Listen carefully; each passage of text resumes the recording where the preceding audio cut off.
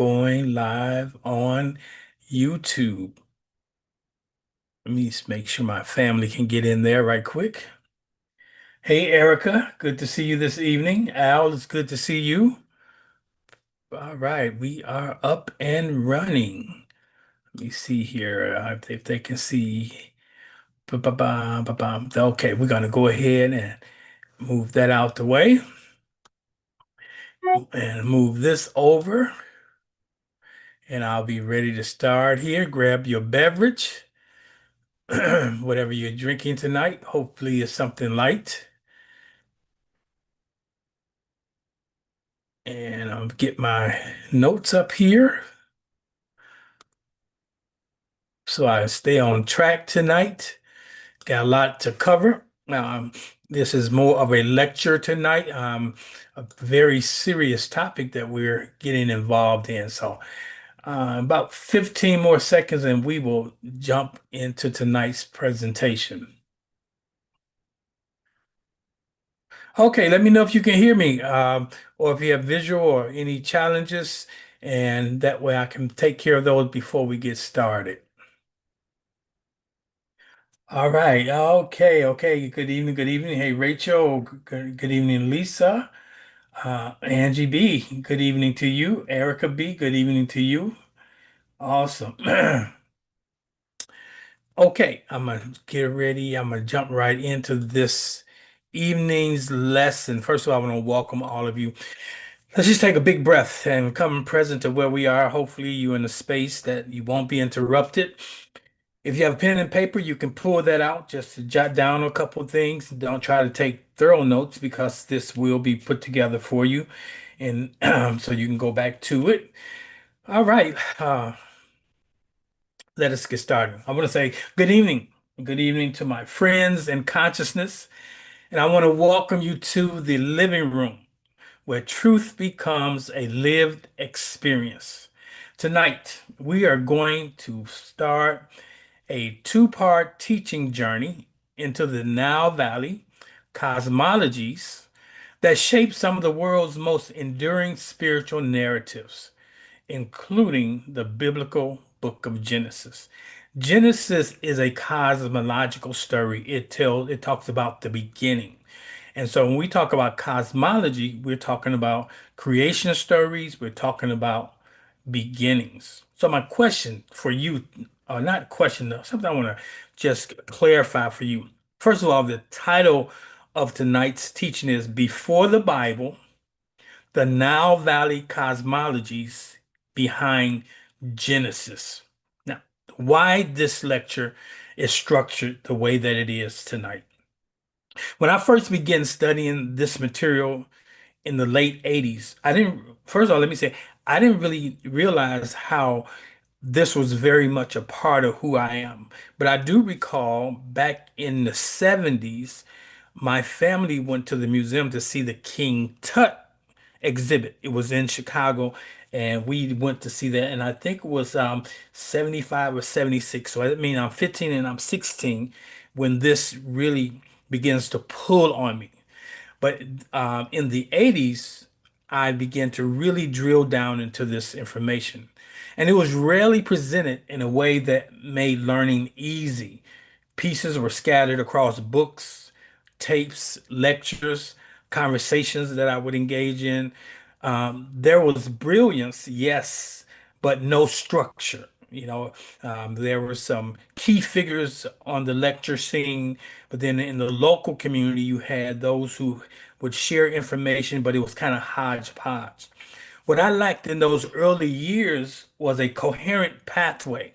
So, what I try to do today when I'm teaching, when I'm lecturing, to those of you who are in this conversation, new to the conversation, I'm always conscious of how I felt, what I was going through, what cognitive dissonance I was dealing with.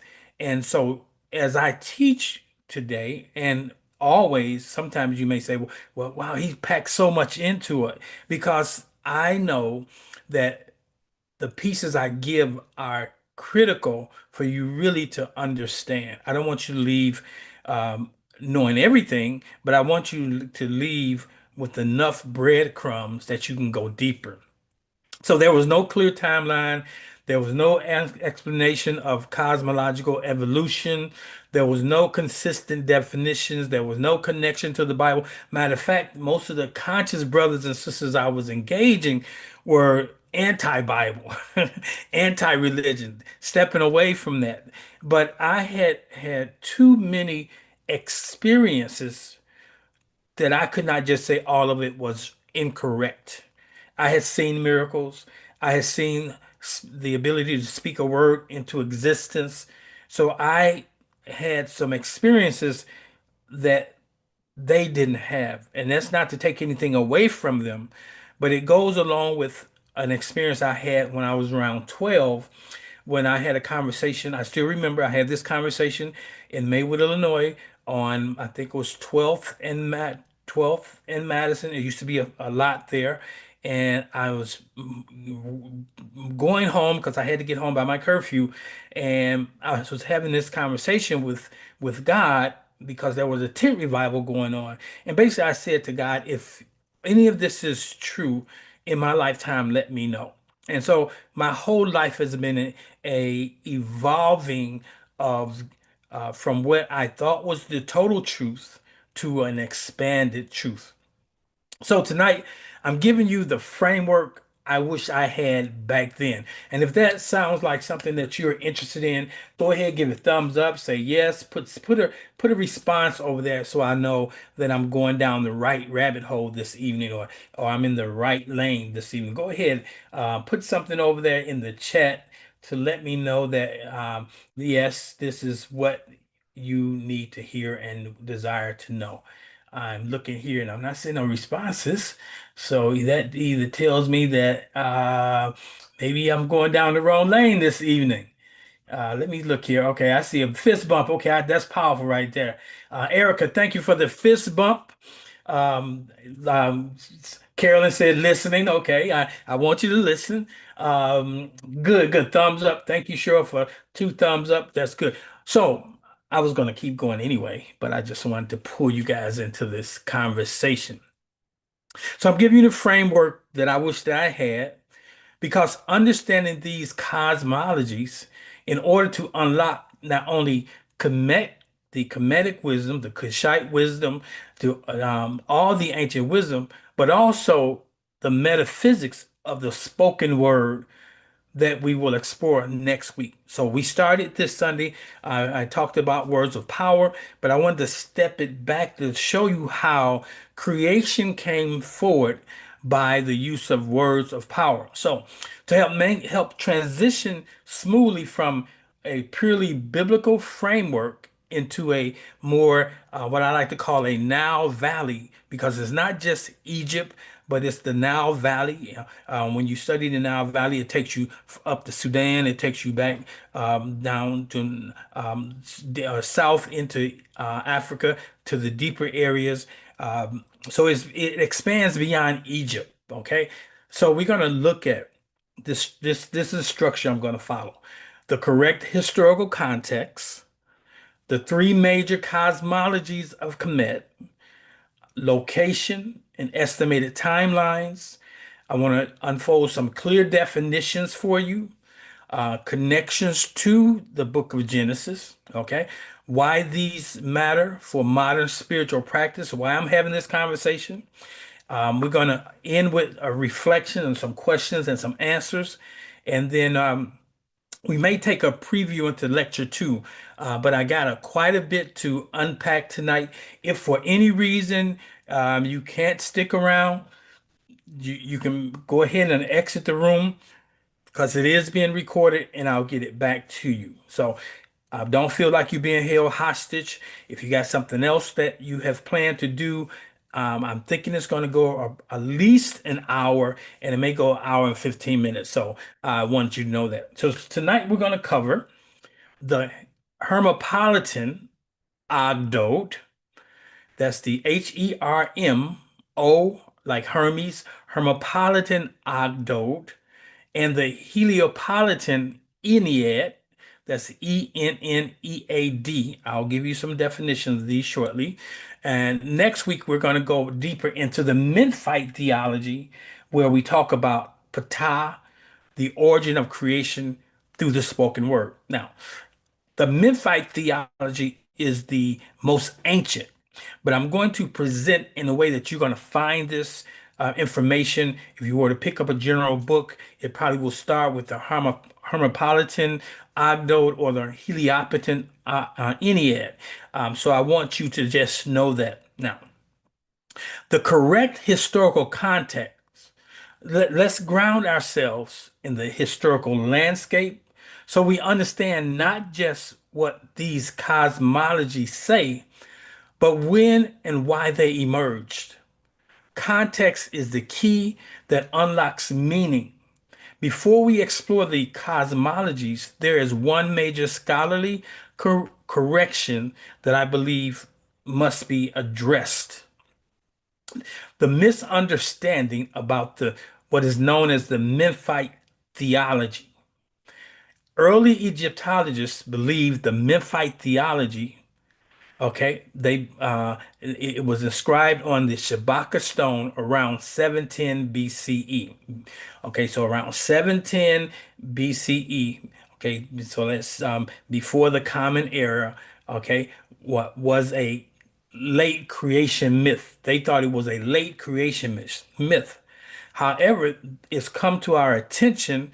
The stone itself was recreated by Shabaka, and that's why it's called the Shabaka stone. It is a copy of what he found as the worm-eaten, decaying papyrus from the Old Kingdom. So he found this thing, it was worn. As he began to study it, he then said, now this is so important that I'm now going to put it in stone. Now that's interesting. The scripture says the rocks are going to cry out. And what is happening is the more we study the ancient civilizations that inscribe things into stone, it is really calling us to upgrade, update, and release some of the information that we have. So when we look at this copy, this means that the inscription, that is later than the theology, which is much older. So the inscription that we find on the stone that came from the papyrus actually is a ancient uh, science or creation story being shared. What the modern scholars show us is this, that modern linguistics and comparative studies indicate that the Memphite theology likely predates the pyramid text. I'm going to talk about that. Originates in the Old Kingdom. And instead of using the Old Kingdom, I'm going to give you some timelines. It originates in the Old Kingdom somewhere between 2000, no, 2600 to 2100 BCE.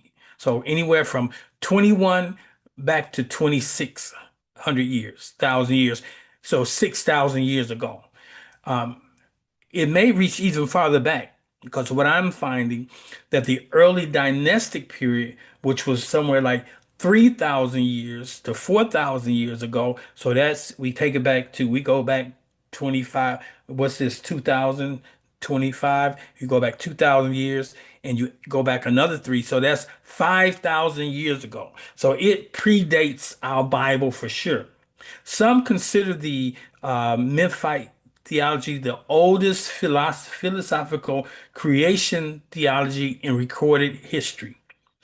Now, you pick up most Egyptologist books, anything that was written, let's say 10, 15, 20, 30 years ago, this information may not be in it, or it will be presenting to you from the two other cosmologies that we're going to address tonight.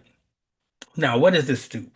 Understanding this helps us see that the cosmologies we study tonight, that is the Ogdo. Now, the word Ogdo means eight, okay? The eight primordial forces representing the pre-creation state. And then the Ennead, that is the nine principles, or the Egyptologists mistakenly call them nine gods or eight gods, but they're principles. They're not gods. The Egyptians or the Kemetic science is not built on the idea of gods. It's built on the idea of principles. Okay, so the nine principles symbolizing the structuring of creation, describing conditions and processes. But Memphis provides the mechanism. So we're going to go deeper into that next week. We must understand that the early layers first, so Ptah's metaphysical makes sense. So we're going to look at all the ingredients. That's what we're talking about today. So then we go next week when we talk about Ptah, you understand that the ingredients were called, which the Bible says that there was in the beginning there was chaos. That was all of these ingredients. Now, the three great creation systems.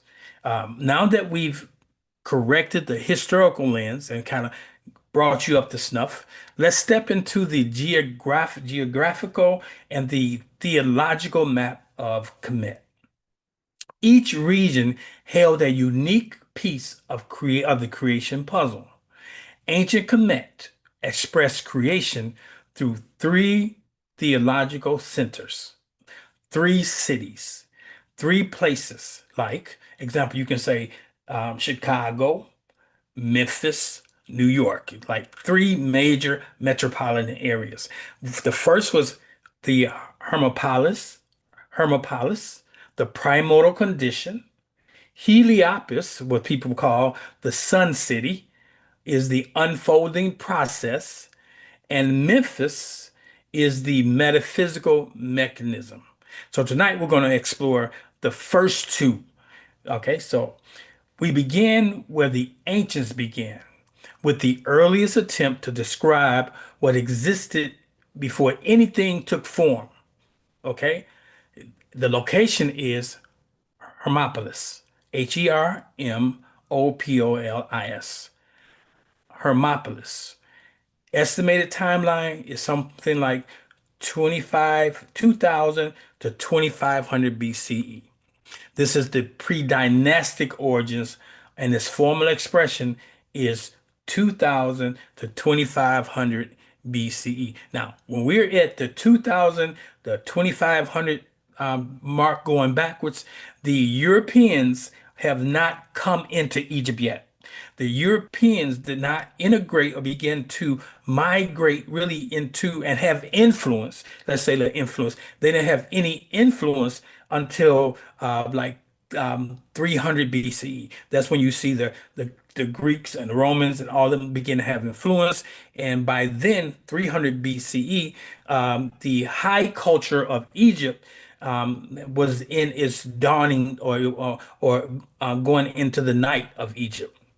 So when we look at the Hermopolitan cosmology, it offers the earliest attempt to describe pre-creation. So we have creation and we have pre-creation state. So when we talk about the Hermopolitan, we can look at it as the story that deals with the pre-creation, what existed before form, okay? And the word is the Ogdo. Now, the Ogdode represents the eight. The word Ogdode, eight primordial forces in our four male pairs and four female pairs, or four male energies and four female energies. The one thing we must understand that the Egyptians or the Cometians understood balance. They understood male, female. Now, when I say male, female, I'm not talking phenotype from the perspective of me being a male and many of you on this call being females. No, not the physical, but I'm talking about the spiritual essence, the energy that makes something happen, the divine feminine and the divine masculine. So that's what we're looking at. So there's eight pairs. Oh, I mean, four pairs, which a pair is two. So it means eight principles inside of it. And the four principles inside of the Ogdo is the nun, and the Nunet. Okay. The primordial waters representing undifferentiated potential, the limitless cosmic ocean from which all existence emerged. Now, this is a story. This is how they explain creation. Just like the Bible is a story that is explaining creation from the perspective of the Israelites or the Hebrews. Now, let me put a marker here. The Israelites, the Hebrews, according to the biblical teachings and history, there were 70 that went in, and they were there for 400 years, 430 Mhm. some odd years. You can't tell me that if 70 come in and the mixed multitude that comes out, they're not coming out as the same 70 that went in. Whatever they went in with after 400 years of being there, they have acclimated, they have taken on because the Hebrews did not bring anything into Egypt that Egypt necessarily needed. I know the story goes that Joseph had this level of wisdom that the Pharaoh found gave him favor because of that. But it's the Hebrew story. So let me go back to the eight principles that make up the Adod. You got the nun and the nunette, the cuck and the cuckette, the ha and the ha'et, the amen and the amenet. Okay, so those are the four that you have. Now it's interesting. How do you spell Ankh? Anybody want type it in there? Somebody spell Ankh for me. The word Ankh. I'm looking here to see who's going to spell it. Get somebody to drop that in there. This is participation tonight. Somebody want to go ahead and drop in. Some of you may have an Ankh a tattoo, or you may wear Ankh. That. Thank you, Carolyn. Ankh. Now, interesting because most people don't know anything about the history of the four pairs. But if you look at the word Ankh, it hides the four pairs. Now, when we talk about the word Ankh, most people say Ankh means it's not a cross of death, it's the cross of life, which is true. It's the odd that most people are wearing and don't even know it. The A is for the Amen, Amenet. The N is for the Nun, Nonette. The K is for the Cook, Coquette. And the H is for the Ha, Hahet. Okay, so I'm not going to go deep into those tonight, but I wanted to you to know. So those are eight. No, I think I need to share what they are. So those are the eight pairs. The Nun and Nonette, they represent the primordial waters, representing undifferentiated potential, the limitless cosmic ocean from which all existence emerges. Example, your brain is made of 80% water. They could be the non and the net. Because if you don't have the proper water in your brain, then the brain is not going to work properly. The earth is 80% water. So water is the source of all life.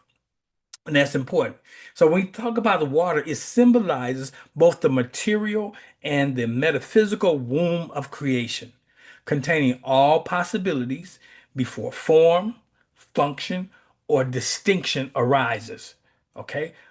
It's third is the Bible talks about the spirit moving upon the waters.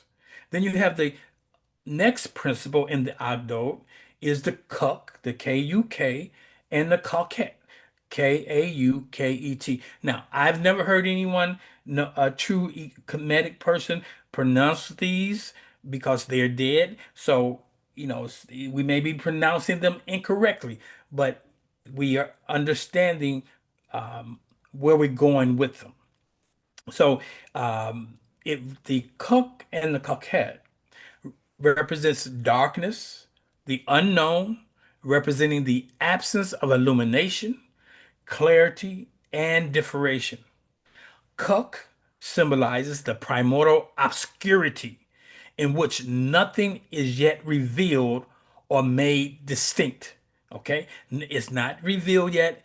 There's no distinction there, so it seems it's just chaos. I know that. It's not evil, nor is it negative, but a sacred stage of pure possibility or potential where all potential remains concealed until consciousness calls it forth. Now, here we go. Rachel said, I wear an ankh.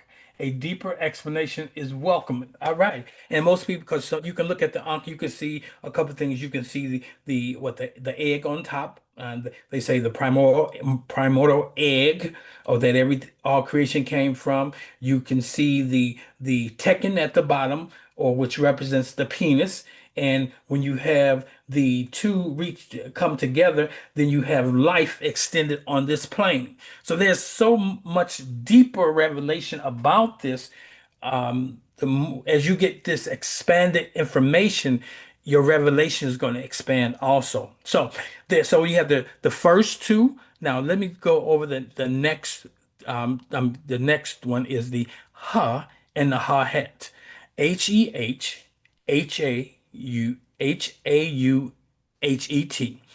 And it represents infinity, boundlessness, the limitlessness, expanse of space and time that has no beginning, no end. Now, all this stuff, I'm hearing scriptures all in my head because this is where it comes from.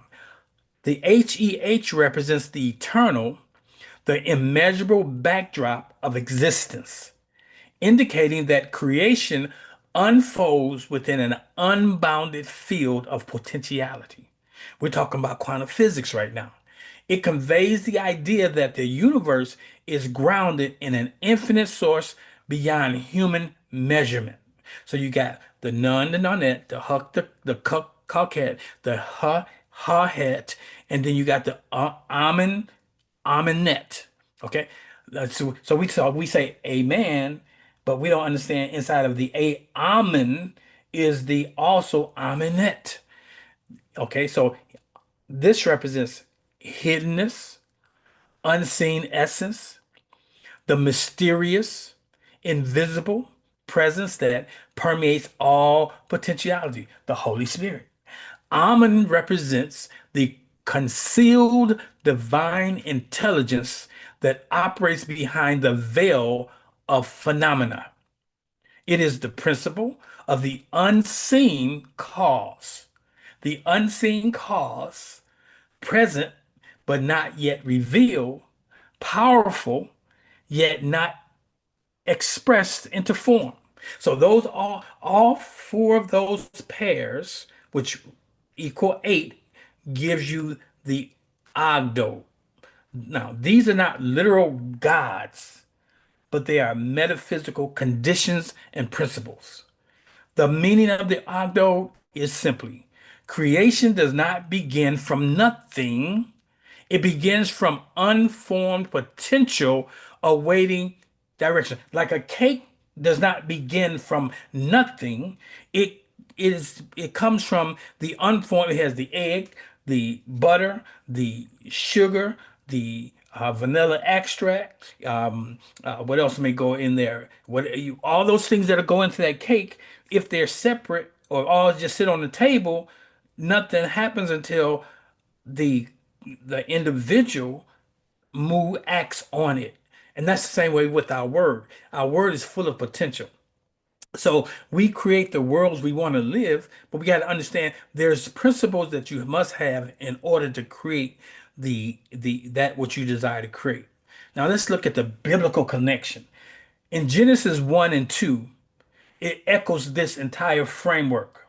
Oh my, Carolyn say main ingredient flour. Okay, that's the egg may say the chicken may say the main ingredient is the egg. Okay, but I thank you. So I think I forgot the flour. So I missed that. Good, because you got to put that flour around the pan too, so you can get that cake out of there. But let's look at the biblical connection to the Ogdo, to Genesis 1 and 2 echoes this framework. The earth was without form and void, and darkness was upon the face of the deep. The deep is the none, the darkness is the cuck, and without form equals the undifferentiated, the undifferentiated potential. So Genesis begins inside of an already established African cosmology. And so some people say, what difference does it make? Well, it makes a lot of difference when we can show uh, our children the connection to what they perceive to be of no value, the Bible, that is a coded book, that it has the breadcrumbs that lead us back to. But then we have individuals who just want to have history. And so the truth that I'm sharing will continue to be a mystery because this is spiritual science. Okay? It's spiritual science. So before we move deeper into the next um, cosmological story, the Heliopolis or the city of the sun, we want to pause and look at the oldest written evidence we possess, older than the Bible, and it's called the Pyramid Texts. These texts serve as our earliest window into the Nile Valley theology civilizations. The pyramid texts are the oldest extensive body of religious writings in human history. So if you want to find God written, you have to step outside of the Bible and step into the pyramid texts.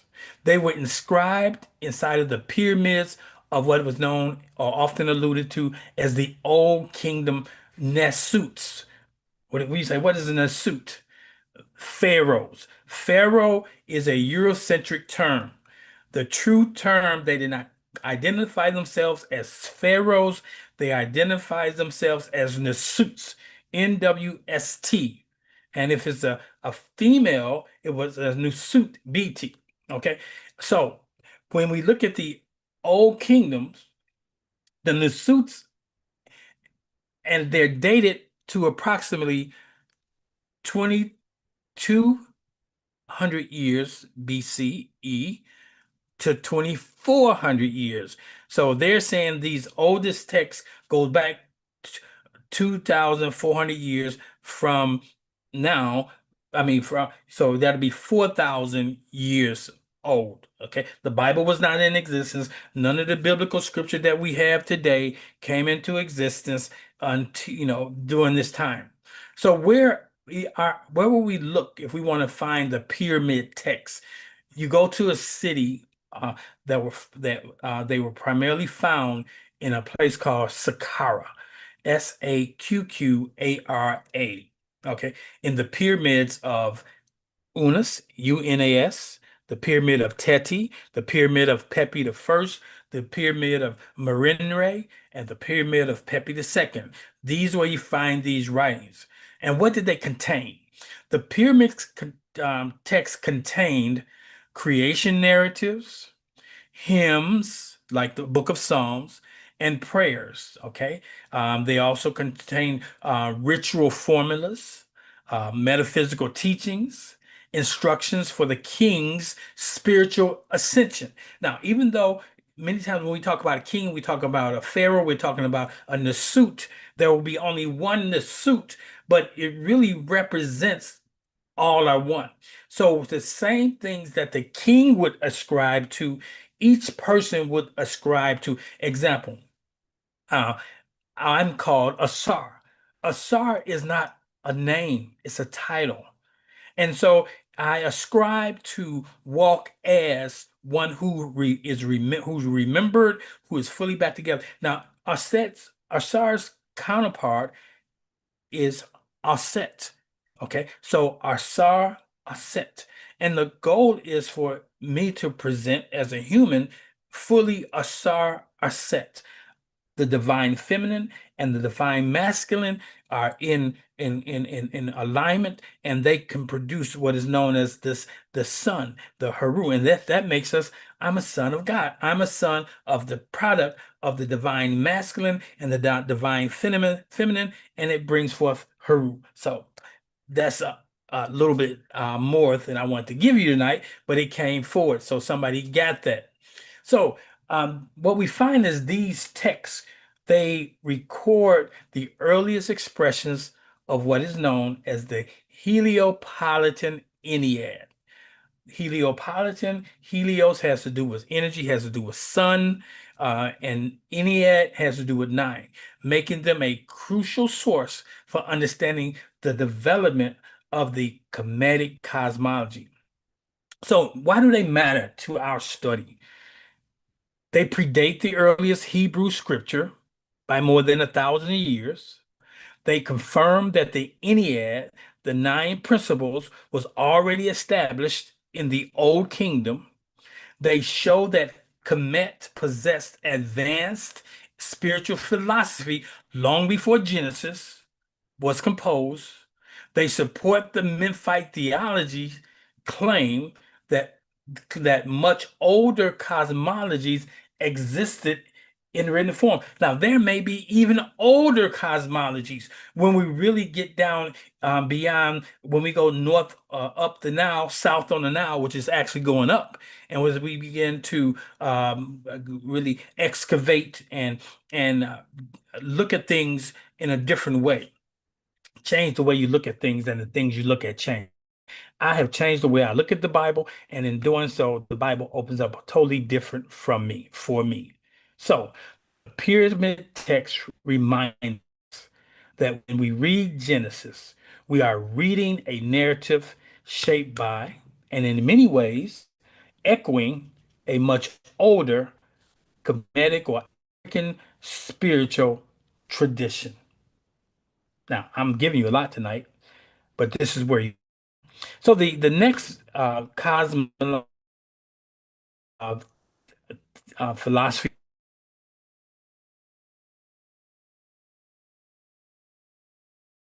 we want to extend Politan Ennead. Having explored the primordial conditions of creation, we now turn to the moment consciousness begins shaping existence. The structure unfolding, recorded in Heliopolis, is also called Inu. The Kemetic name is Inu.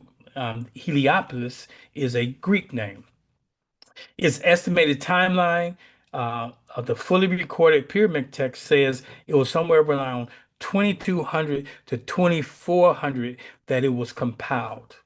If the Ogdo, which we talked about earlier, describes potential, then the Ennead describes manifestation. So when we talk about new thought, we have all this new thought conversation going around, but they don't anchor it to where it come from. When you're talking about potential, when you're talking about manifestation, you're talking the language of our ancestors.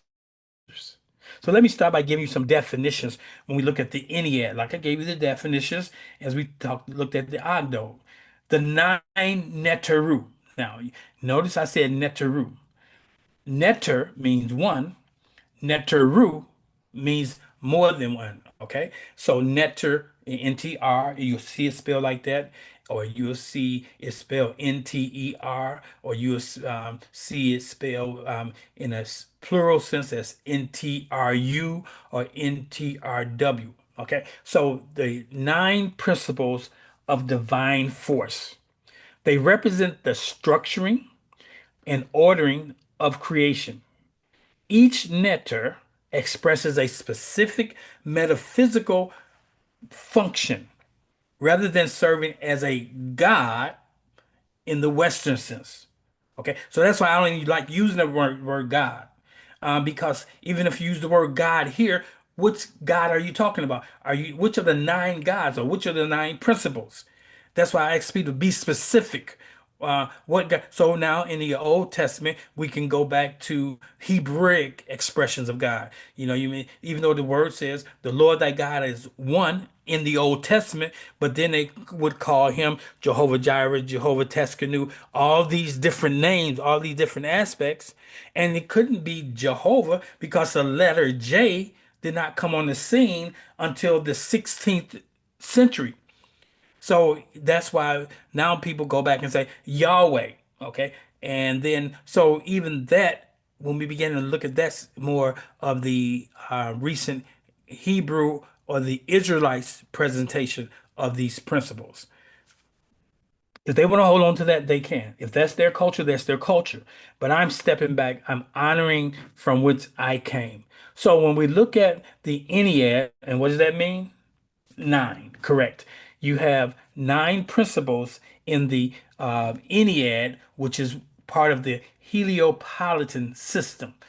The first is, I'm gonna give you the nine, then I'll give you a brief definition. You got the Atum, where we get our word atom from, and where we get our word atom from. You got the shu, you got the tefnut, you got the geb, you got newt, you got asar, you got aset, you got set, you got nephthys. Okay, so let's look at these quickly. Atum, A-T-U-M, where we get the A-D-A-M, where we get the ATOM, is the principle of self-generated consciousness, the one who arises from undifferentiated potential to initiate creation.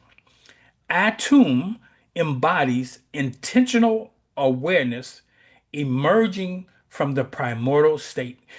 Okay, so we can look at Adam, created from that which came from the primordial state. He's created, the word says, God reached down into the rich, fertile soil and he created Atum. Okay, he created the self-created one.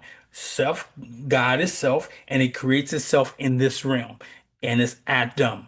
Now, then you have Shu, the principle of air, space, and expansion.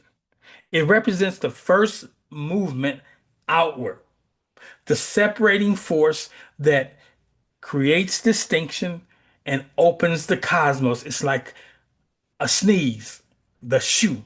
Okay. Then you have the Tefnut, the principle of moisture, cohesion, representing balance, reciprocity, and the harmonizing force that complements Shu. So Shu is complemented by Tefnu. One is air and space, and one is moisture and cohesion. Then you have Geb, which is the principle of Earth. When we say Mother Earth, we're talking about Geb, stability, grounding, material domain. Geb symbolizes the foundation upon which life is structured. Okay. Question: is the netter synonymous with nature? Correct. Point on. That's where we get our word nature from. And we're talking about nature here. All of these principles, the eight we've talked about, the nine we're dealing with right now, are principles of nature in order to bring that represents creation coming forth. Good catch there, Rachel. So we have Geb is the principle of Earth, stability, grounding, and material domain. Geb symbolizes the foundation upon which life is structured.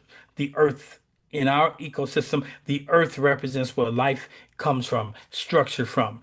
Then you have Nut, N-U-T, the principle of the sky, cosmic enclosure, divine order. If you're ever looking at the glyphs on the wall and you see a blue lady that's she's like doing a push-up, but she's in a very as extended up as far as she can, and all creation is below her, that's Newt, the principle of the sky, cosmic enclosure, divine order. She is the great canopy under which the unfolding of life takes place. And then last you have, now I'm not last, I'm the next. So you have Atum, Shu, Tefnut, Geb, Nut, and now you have Asar, the AUSR. If you read Kemetic literature, not Kemetic, the Egyptians took Asar and created Osiris. So Osiris and Asar is the same person. So I choose to use Asar instead of using Osiris because that's the Greek rendition. Asar is the principle of regeneration. He's known as the Lord of the harvest. Fertility, moral order, transformation. So when I use the term asar, I am saying that I am regenerating myself. I am saying I attempt to walk according to moral order, I understand the transformative essence of life itself. So our sar symbolizes, and all of us are a sar, or should be ascribing to be a sar. A sar represents or symbolizes the continuous cycle of death and renewal. That's like one of the rings I wear. I wear a ring, and this ring has a dung beetle or kepra. And it represents the dung beetle that pushes the ball of life and ever creating life. And it represents transformation. I have wear one around my neck too. And so it represents transformation. Each of us are in a transformation. And we should learn to appreciate what the transformation process is like. Now you have Aset. So you got Asar, you got Aset, also known as Isis. That's the principle of wisdom, intuition, magic, the activating intelligence behind manifestation. She represents the life-giving power of divine insight. We use the word she, but we're saying it's the divine feminine principle, where Asar is the divine masculine principle. And then you have Set. Set is the principle of disruption. For those you don't know, that's where we get this term Satan from. Set is the principle of disruption, challenge, boundary breaking, and necessary contrast. Set symbolizes the dynamic force that provokes evolution. Each one of us has the asar, the aset, and the set. Okay, we each have a set, that frequency that causes us to have contrast. So we have to bring it into order, into balance. So when we have this concept of Satan, we have in the concept of something outside of ourselves that's seeking to do us in. But there's your inner me is really your inner me. Okay, the set aspect of who you are. It sets you. You play spades. What happens when you get set? You lose. You get put back. Now, the ninth principle is Nephthys. Nephthy, or some say Nabet. The principle of protection, transition, and liminality. She governs the unseen thresholds between states of being. Now, we look at these Neteru collectively, they express how the cosmos becomes ordered, differentiated, and capable of sustaining life. Now, let's to deepen this understanding, here is an expanded insight into the foundational roles played by the first four principles of the Ennead. You have the Atum, the Shu, Tefnu, and the Geb. The Atom is the first act of self-recognition. Atom also symbolizes the metaphysical truth that all creation begins within, in us, in our atoms, through self-recognition, self-witnessing, and the internal declaration of identity. Now, that's the work we all must be doing. Then you have the shu, is the principle of expansion and separation. Shu is the force that creates space, the great exhalation of the cosmos. Shu's emergence signals the first movement outward, introduction, distinction where none existed before, like a mother having a baby. When that child comes forth, it gives distinction. Okay. At one point, it just was totally integrated into who she was. But as it began to grow, and when it came forth, it had a distinction. In spiritual practice, Shu symbolizes the moment that we make room, the moment we make room for new realities by releasing mental restrictions. Our consciousness begins to expand, possibilities open, and guess what? Differentiation becomes possibility. Shu represents the spiritual breath, the movement of life force, the Ankh, that opens the way for forms to exist independently yet harmoniously. The Tefnu is the principle of moisture, balance, and return. As I said earlier, Tefnu complements Shu as the harmonizing force that brings cohesion and reciprocity. So if Shu is the outward breath, if you breathe out that Shu, Tefnu is the moisture that allows life to adhere and take shape. Metaphysically, she symbolizes emotional balance, trust, and the law of return, the universe's innate tendency to restore harmony. Now, Tefnu also embodies the principle of divine order through what we often call Ma'at, M-A-A-T. Now, Ma'at is often represented as a female um, principle, but Ma'at is perfect, whole, and complete. It is both it's male and female, meaning you have Ma'a is the male aspect. Ma'at, when you put the T on it, that makes it feminine. And many times we just talk about Ma'at and we have not talked about the structure of Ma'at. So that's something we're going to look at some future date. And Ma'at reminds us that expansion must be balanced by cohesion for creation to stabilize. Then we have Geb, the principle of foundation and material stability.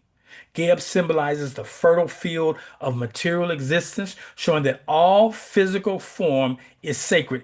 Everything is sacred. Everything is sacred. An expression of spiritual intention made visible. So, to deepen the understanding, here's an expanded insight into the foundational roles played by the first four principles. Atom was the first recognition. Shu, the principle of expansion and separation. Tefnu, the principle of moisture, balance, and return. Geb, the principle of foundation and material stability. Now, before I continue, here are two additional expansions that illuminate deeper metaphysical insight about the final two principles. Nebet or Nephthys is the principle of thresholds, transitions, and subtle support. Nebet governs the unseen boundaries between the state of being, that is the threshold between life, walking, waking, and dreaming, manifest and unmanifested. She is what we like to call the subtle protective presence that accompanies every transition. Nabet symbolizes the liminal spaces where transformation occurs quietly. And when it happens, people say suddenly. It often's without immediate recognition. Nabet teaches that transformation happens in the hidden places, in the moments of release, closure, and inward turning. So that's deep.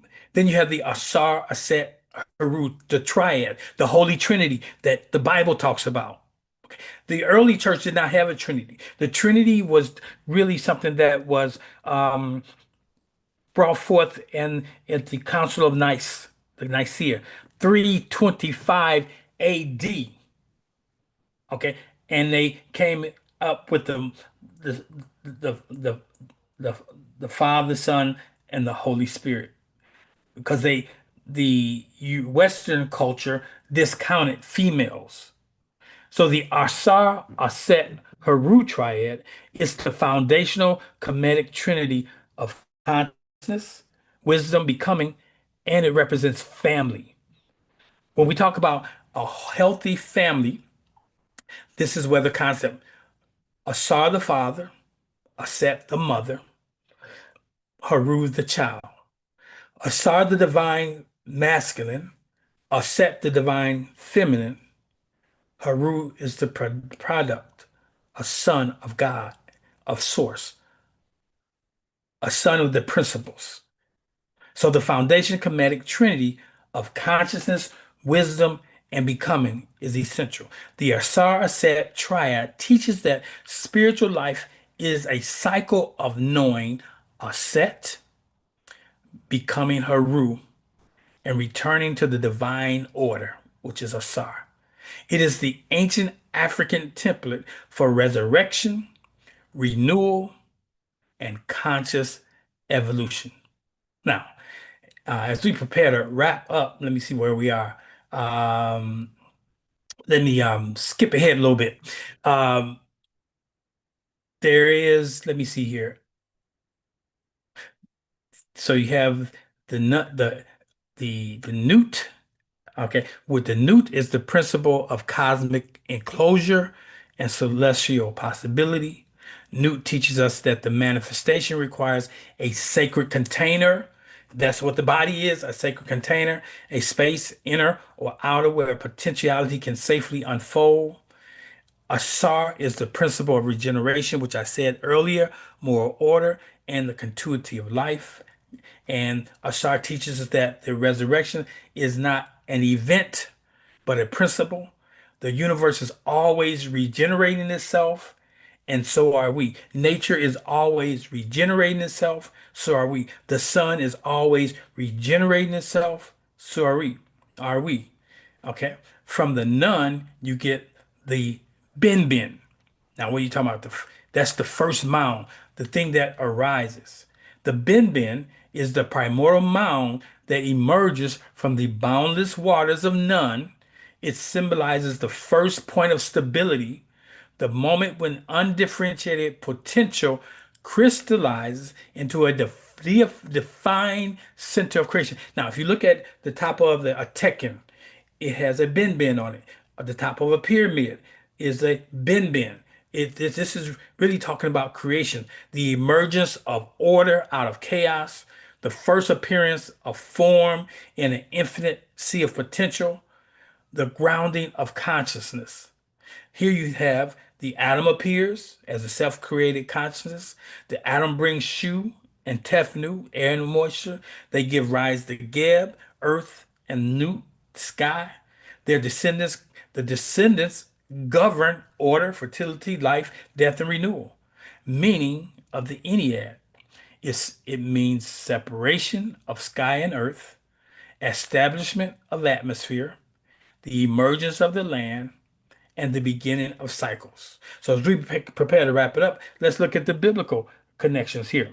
Genesis mirrors this sequence. You got let there be light. The waters were divided above and below. Dry land appeared. Life emerges. So Genesis compresses the Heliopolis into a monotheistic narrative. So why? Let's bring all this forward. Why should these ancient frameworks matter to us today? Spiritually, metaphysically, and practically. Why? Hermopolis gives us the substance. Heliopolis gives us the sequence. Next week, we're going to look at Memphis that gives us the source. So we got substance, sequence, source. Understanding this layered system prepares us for the Memphite theology and the metaphysics of the spoken word. See, many times people will study one. They will say, I'm from the school, or the Hermopolis school, or I'm from the Heliopolis school, or I'm from the Memphis school. But see, that's Western thinking, integration, bringing it all together. As we synthesize tonight's teaching, here are the questions that help deepen your understanding and prepare you for next week's journey into Ptah and the power of the spoken word. Questions for you to contemplate. Okay. How does understanding the Agdo reshape one's reading of Genesis 1 and 2? So that I'll give that as an assignment for you to ask yourself. How does understanding the Agdo reshape your reading of Genesis 1 and 2? Question 2. What does the Ennead reveal about order arising from chaos? Question three, how does the corrected timeline of the Memphite theology impact your belief about ancient wisdom? Question four, what shifts as Genesis placed within the larger Nile Valley context? Last question for tonight.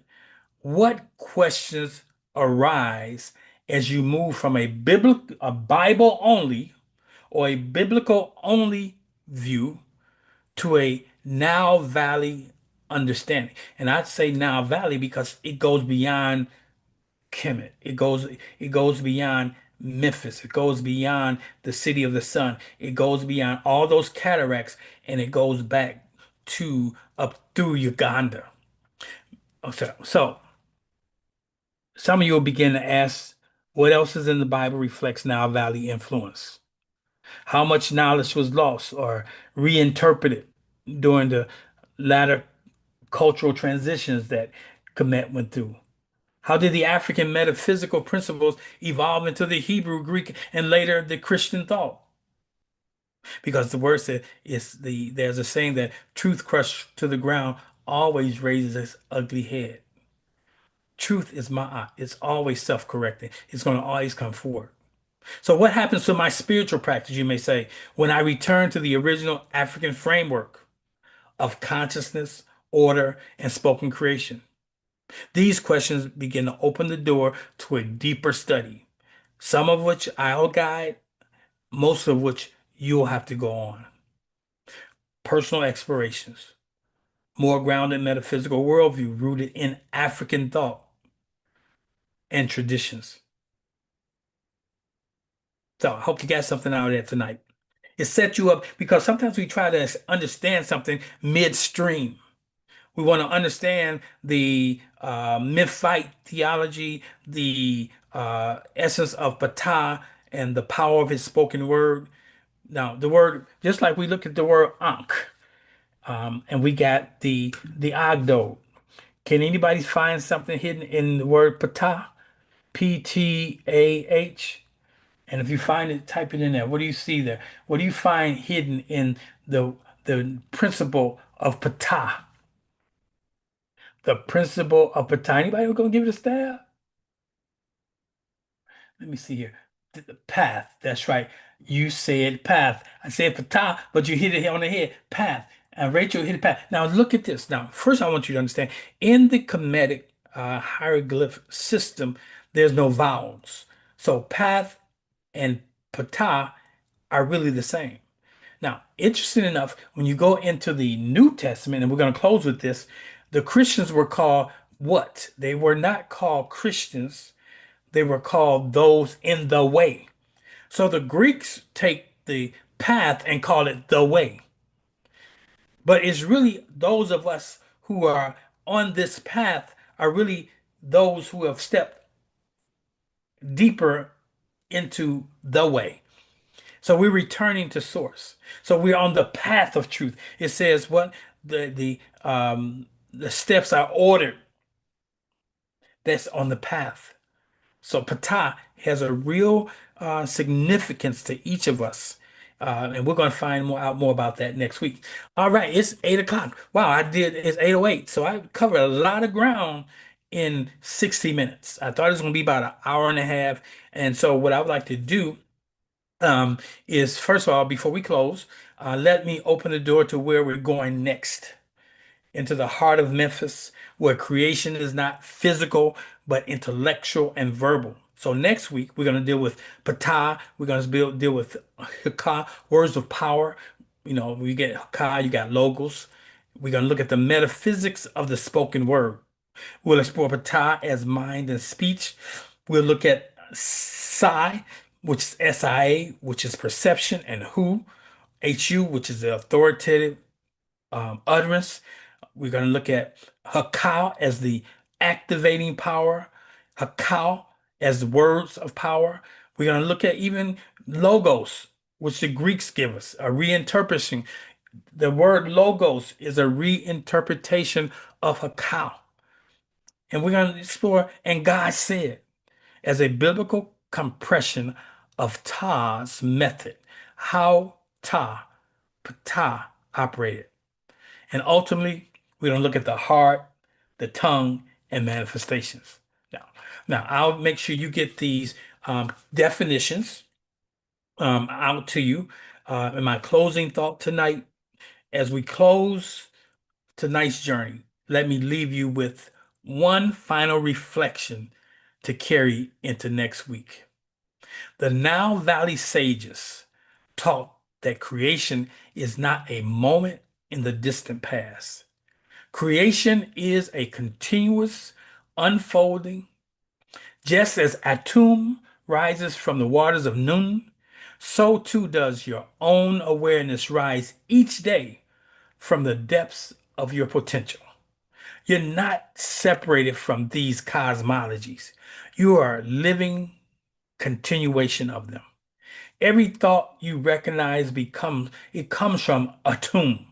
Every breath you release becomes Shu. Every moment of balance you choose becomes Tefnu. Every decision you ground yourselves in becomes your Geb. Now, notice these are not gods, these are principles. So you can't see them as gods. You'll be making the same mistake that the Europeans made. You got to know that these are principles that you have to practice in order to be powerful. And like Newt stretching across the heavens, your life expands to hold all that you dare to imagine. So may tonight's teachings remind you that you are not merely a reader of sacred texts. You are a participant in the cosmic story that describe. The same forces that shape the universe live within each of you, waiting for recognition, alignment, and expression. Until next week, keep rising, keep remembering, keep speaking your world into being. And so it is. All right. If you need to drop off, go ahead, drop off. Other than otherwise, we're gonna go into the green room for about 10 minutes or so. Awesome. Good to see you, Carolyn, Lisa, Erica. My iPhone guest, I think that might be Al, Angie B. Good to see you, Rachel. All of you. Anybody got anything you want to add? Any insights? How you feel about what's been presented? What you struggle with as you are releasing old understandings as you expand. What's on your mind tonight? So, Kalisa said, thank you. Let me look it up through here. Okay, so is there anything anybody want to say? Anything you want to maybe have me kind of back into? But I'll make sure. Now, not only will this be written, but this is part of one of my books that I've been really spending some time drilling out. So as I put this together in a blog, I said, okay, let me make it into a teaching. And so that's where this came from tonight. Did you get anything out of it? Anybody got anything you want to say? Let me see here. I don't see any hands up. There you go. Let me see who hand that is. Okay, Rachel. Good evening, Rachel. How are you doing today? Doing well. Um, with this being the first, all of this happening before uh the what we have now, the biblical text. Hmm. Like you said, the pyramid text came before, even before this. Hmm. So this makes up like the Heliopolitan and those two come from the pyramid text. You'll find that, and then they found um, the Memphite uh, papyri, and then this Shabaka. You know, they found the stone. The stone had been used as a grinding instrument, so parts of it is missing. And they said this is what goes back into antiquity. Yeah, but clearly, all of this predates the Bible. All of this is really shows you the foundation because the Hebrews came into For you, now I'm just using the biblical story. The Hebrews came into Egypt, and which is they came there and they were influenced like we came into Africa. I mean, we came into America. We've been here 400 years, and there's a distinct difference between those of us who've been here 400 years and those of us who are still on the continent. We think differently. Our stories are different, but many of our stories really track back to maybe stories that was told of old. So um, the past influences the present. And what we have is a lot of plagiarism that is taking place because of bias, cultural biases. They want to look at things. They discount the Africans. Nothing good can come out of Africa, but everything good was taken from Africa. So yeah, did I answer your question there? You did, because that was the next question I was asking, that how with the Greeks and the Romans, like you said, they plagiarize, and Mhm. how, I've kind of read in the past how they kind of came in and through lot of different stuff, but they really could not, did not really understand They our didn't. story. So Is it's that what I'm saying? a Okay. good book is Stolen Legacy, George G. James. Stolen Legacy. If you don't have that, put that in your reading collection. Stolen Legacy. So we have to understand. So that's why I say get a timeline and get you a timeline, maybe on your wall. Draw a timeline starting from, you can start from 2026 and go back to zero, and then go back to 2000,